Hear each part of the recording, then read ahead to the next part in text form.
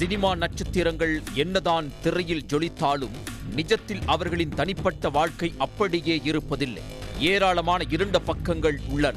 சிலரால் அந்த இருளிலிருந்து மீள முடியாமல் தங்கள் உயிரை மாய்த்துக் கொள்கிறார்கள். புகழ் வெளிச்சத்தில் இருந்தபோதே மாண்டு போன நடிகைகளில் பிரத்யூஷாவும் ஒருவர். பிரத்யூஷாவின் பூர்வீகம் தெலுங்கானா மாநிலம் புவனகிரி. இவரது தந்தை மிக இளம் வயதிலேயே மறைந்ததால் தாயின் அரவணைப்பில் வளர்ந்தார்.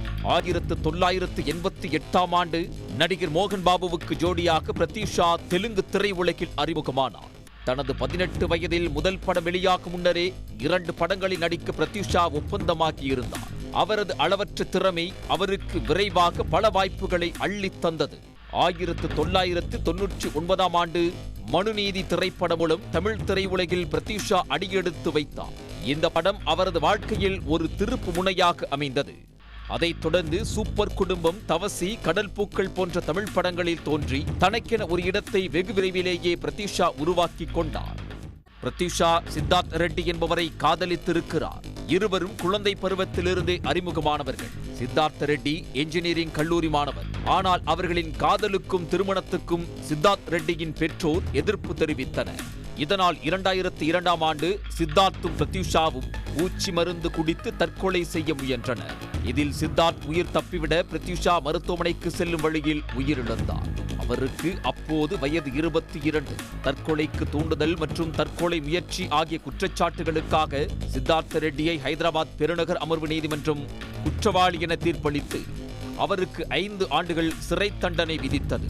இருப்பினும் டிசம்பர் 2011இல் உயர்நீதிமன்றம் தண்டனையை 2 ஆண்டுகளாக குறைத்து அபராதத்தை 50,000ஆக உயர்த்தியது. தீர்ப்பில் அதிருப்தியடைந்த பிரத்யூஷாவின் தாய் 2012இல் உச்சநீதிமன்றத்தை அணுகினார். இதன் விளைவாக வழக்கு தொடர்ந்தார். தனது மகள் தற்கொலை செய்து கொள்ளவில்லை, மகளின் இறப்பு திட்டமிடப்பட்ட கொலை என்றும் அவர் வாதிட்டார். பிரத்யூஷா கொலை வழக்கு தமிழ் மற்றும் தெலுங்கு திரையுலகில் மிகப்பெரிய பேசு பொருளானது.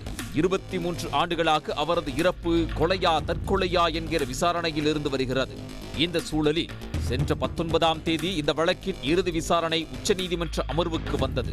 நீதிபதிகள் ராஜேஷ் பிந்தல் மற்றும் மன்மோகன் ஆகிய இருவரும் இருதரப்பு வாதங்களையும் கேட்டு இறுதி தீர்ப்பை ஒத்திவைத்துள்ளனர். பிரத்யூஷாவின் இறப்புக்கு நீதி கிடைக்கும் என அவரது ரசிகர்கள் எதிர்பார்த்துள்ளனர். உடனுக்குடன் செய்திகளை தெரிந்து கொள்ள சன் நியூஸ் பெல் ஐகானை கிளிக் பண்ணுங்க.